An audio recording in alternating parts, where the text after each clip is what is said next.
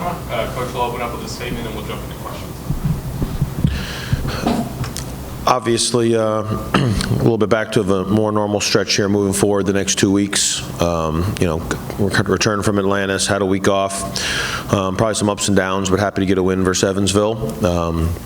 Got right back to it yesterday, trying to work on us, continue to get better, and prepare for Marshall. So obviously, Marshall, very tough test for us. They've been playing better than what their record is. They've played 9 games and they've lost 3 in a row, but man, they've played a hard schedule and they're very talented, and certainly it's going to be a challenge to go in there and win. So just trying to get right to it, and obviously it'd be a great road win if we're able to go over there Wednesday night and get one.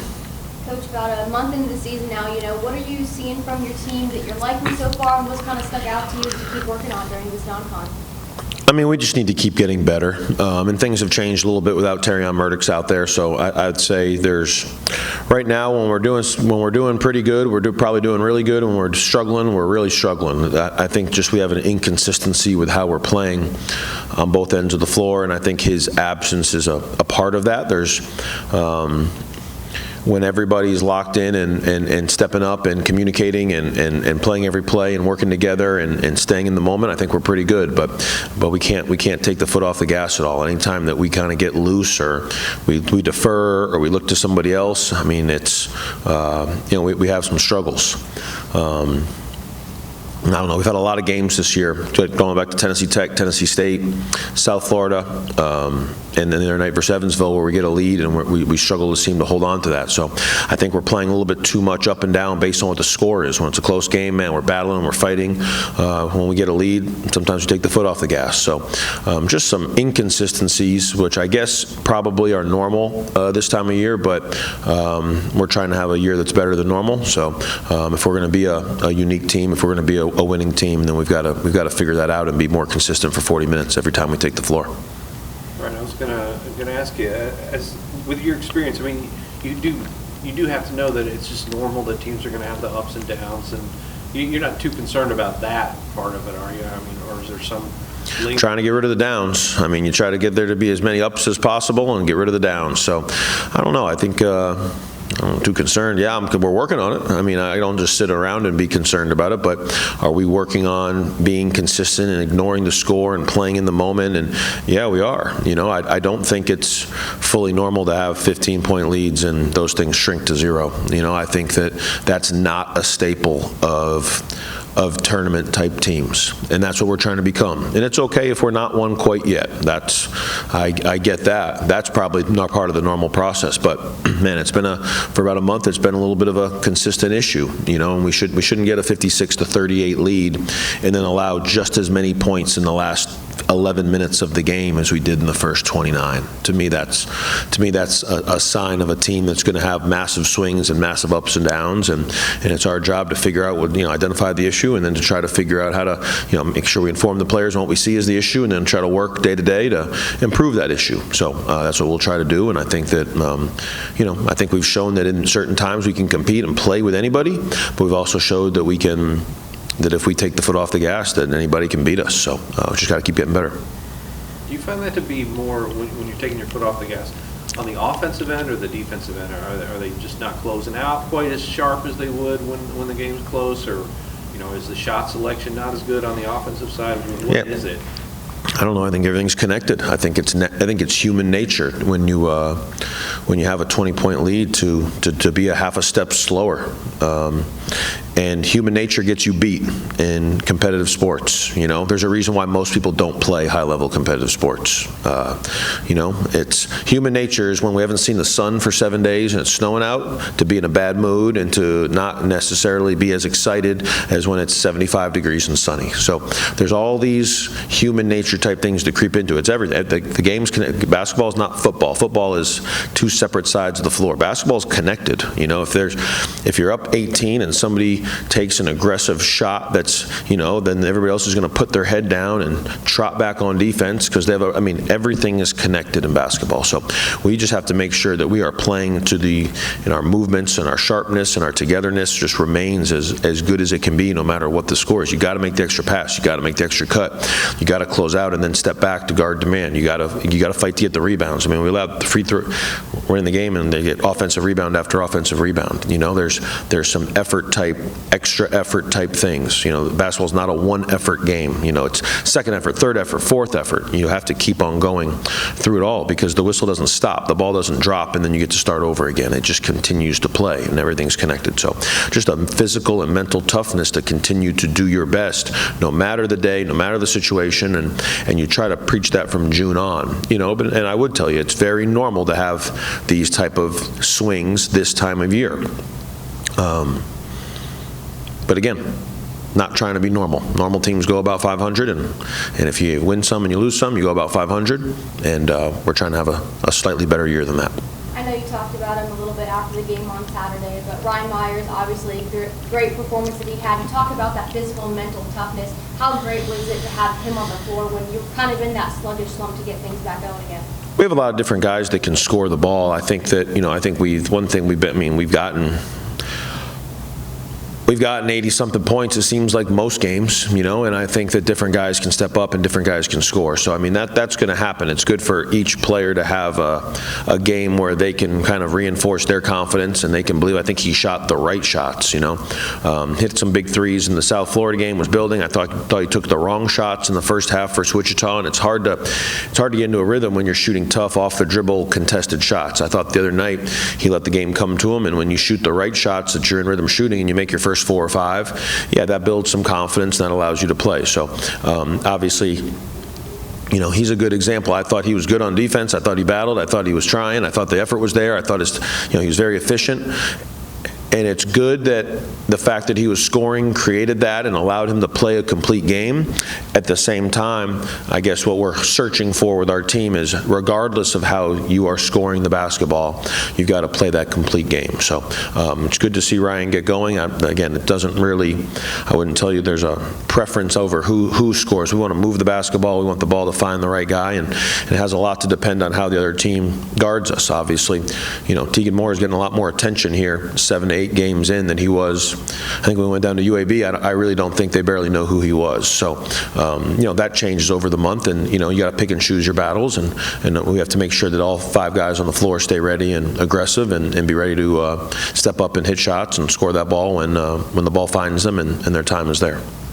Evansville came up with 11 blocks against you guys the last time out. You're going up against a Marshall team with a 7'4" guy in Van Comeren who's among the nation's leaders in blocks. Just based on those two things, how do you approach attacking them on the offensive side? They're big for sure. I think they're 6'9", 6'10" at the 4 and big at the 5. I don't know. I probably, when it comes to shooting and scoring, whether it's at the rim from 2 or if it's a shot block or from 3, maybe I'm wrong for this, but we do what we do. I don't think you can think too much about what. When you decide to go score at the rim, you got to play off 2 feet. You got to try to get the guy in the air. We probably shot too many in between 6 to 7 foot pull-ups. Those are the ones that Turnbull seemed to just pummel at the top of the arc. The ball shouldn't be, you really shouldn't be shooting a lot of 7 to 8 foot in between push shots. That to me says that we're not getting into his body. We didn't really get into Turnbull's body at all. So regardless of it's shot block or not, we want to get to the rim. We don't want to settle 6, 7, 8 feet away. I think a lot of, so I guess as I think about it, that's fine. But again, we focus more on what we do. If a team plays zone defense, we're not worried about what they do. We call what we do. So I just think we have to stay focused on what we can control and what we do. And I don't know, we played a 7'3" guy in Wichita State. These guys are what they are. Every team's going to have good players. It's, there's no cupcakes on our schedule. So, I think that Tegan needs to focus on what Tegan can do to score the ball at the rim. Our bigs got to focus on how they can get better position without the ball. And you got to do that whether a guy's 7'4" or 6'8", and you got to score with some confidence, and you got to, use your shot fake. I mean, there's Wichita State. Grant Newell took a couple extra dribbles, got to the rim, shot fake twice, got an and one. It doesn't matter if you can't do that versus a certain guy and you can versus another. Well, okay, then you're not a strong-minded enough player. I'm not saying that's Grant, but like that's an example for our team. Like no matter who the defender is, we've got to control what we can do. I don't know. They're a good team. I mean, all the stuff you want to talk about for them, hey, when they've made 10 or more threes, they've won every game, and when they've made 9 or less threes, they've lost every game. So I guess if we're on my 2 cents on Marshall, everything else matters way less than that. When they've made 10 or more threes, they've won. When they've made 9 or less threes, they've lost. So that's the one that stands out on something that we can control. And obviously, we didn't do a great job guarding the three-point line versus Evansville, and we've had our ups and downs with that. So as far as what we need to focus on to defeat Marshall, man, we're going to score 75, 80, 85 points, I think, no matter who we play. But I just think that you focused on, trying to take away their strengths. Maybe they are trying to focus on taking away Teagan scoring at the rim. But in my opinion, Teagan should be able to do his strengths better than another team should be able to do their strengths. But that's the belief, I think as a coach you have to have in your players. I think when you prepare for an opponent, you try to take away their strengths on offense. And to me, I guess, as a coach, I think our defense should be better than their offense. And I think every coach goes into the game thinking that. So, yeah, they're a big team. They're big, and that's fine. But I'm a lot more concerned about their three-point shooting and their dynamic offense than what they do on defense.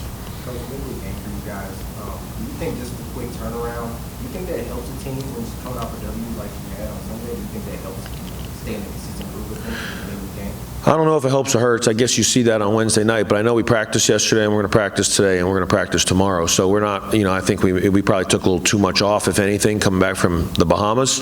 We are going to stay in a routine here. I think it's important for us these next 2 weeks to continue to stay sharp. So I guess at the end of the game on Wednesday night, we'll know whether the constant routine and all that, helps or hurts. But we definitely had our best workout, I'd say, since we've been back yesterday afternoon. I don't know that it was because we treated Saturday like a win. I think we treated Saturday like something we had to get a lot better from, and I thought there was a better focus and energy yesterday, and we'll try to build on that today and tomorrow, leading into Wednesday's game. Coach, in between these final games in 2025, do you guys have any fun holiday plans, any time to squeeze some stuff in there? We have finals this week, and we have a road game at Marshall. So I would tell you between now and Wednesday, probably not. But when finals are over here Thursday, Friday, and obviously we have a free weekend, with 2 games next week, I'm sure we'll figure out something to do for the guys. So I'll get back to you on that one. Okay. I don't know if I've asked you about LJ Hackman in a bit. It just seems like he's really settled in to be a rock-solid part of the rotation. As coming up from junior college, it just seems like it's been a seamless fit for him. He's a good player. He's obviously a big, strong guard that, he can get to the rim. He can guard the ball. He's one of our better on-ball defenders. He's not scared of anything. Obviously won a lot of games at Jones Junior College. So I like recruiting guys that are used to winning, that play with that intent, and I think he certainly does. He's got to handle the ball a little bit more now with Terrion out, and that's part of why we recruited him, because we knew that he could. So I think his ball handling responsibilities will probably increase a little bit, but just his strength, kind of the confidence he has, the power to get into the lane and make plays is valuable, and he certainly has the physical and mental toughness to help us right from the beginning. So he's been an important part of our team for sure. He's a good shooter. We need him shooting the ball a little bit, probably more. I wouldn't say better. I'd just say more than he is. I think teams are sagging off him a little bit, so I think if he has a game here soon where he can make some in rhythm jump shots, I think that'll open the lane back up for him. So just want him to stay confident and continue to trust himself. And but no, he's been off to a good start, and we're gonna need him to keep getting better as the season goes on. You seem to be continuing to use your roster pretty effectively too, in that you're getting minutes out of a lot of guys. I think Noah had probably his most productive game for you last time out. Louis Simona came in, played 7 minutes, and they were important minutes. Yeah. Is that just something that you continue to work through, or is it always based on situations? No, it's just in the moment. I mean, these guys are working hard every single day, so I wouldn't tell you, based on yesterday's practice, Sunday afternoon practice, I mean, there wasn't anybody that doesn't deserve to play. So I think when you, when you have a situation, so whether you're looking for a combination that works, and then preferably as a coach, you have 12, 13 guys that are playing their tails off that deserve to get in there. And that's usually when you have a really good team. So I don't know. I think speed and length and depth and aggressiveness should be a strength of ours. I think if we can stay fresh as another team gets tired, I think that could be a strength of ours. I think there's been some games, EKU, Wichita State, where that happened. It seems the games that are close late, man, we kind of get stronger. And sometimes the games that we have a lead late, we decide that the game is not 40 minutes. So, but I think that in theory, you can recognize that our depth and even think Noah and Louis, they're big, strong guys. We have some size and length that if all of a sudden you're sharp during the game, obviously the 4 front court guys, Bryant, Noah, Blaze, and Leroy are all talented players. So if you can keep playing guys that are sharp and have energy and can kind of wear their team out with the speed and the intensity that they play with, I think that's successful. But no, I don't predetermine kind of who we're going to play. Just try to read every day and figure out how the game goes. With no Terrion Murdochs out there are more minutes to be had, and we've got to try to find combinations that work. I think Louis is a talented player.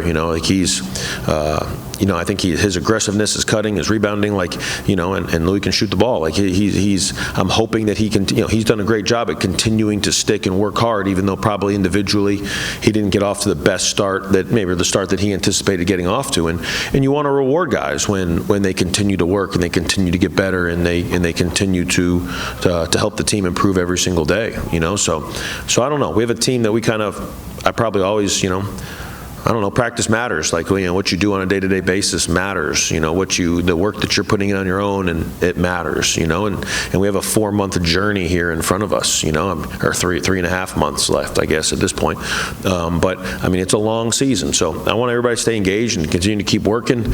It's not something predetermined, but we'll just try to keep. I think Noah's been really good the last 2 weeks. And he's the big, strong. He's the biggest, strongest, longest dude on our team. So if he can get himself going and he can protect the rim and rebound the ball and finish a little bit, and it adds a different dynamic to our team. So just trying to continue to get the best play out of everybody, and hopefully as everybody improves, we find kind of the dynamic that works for us and leads to some wins.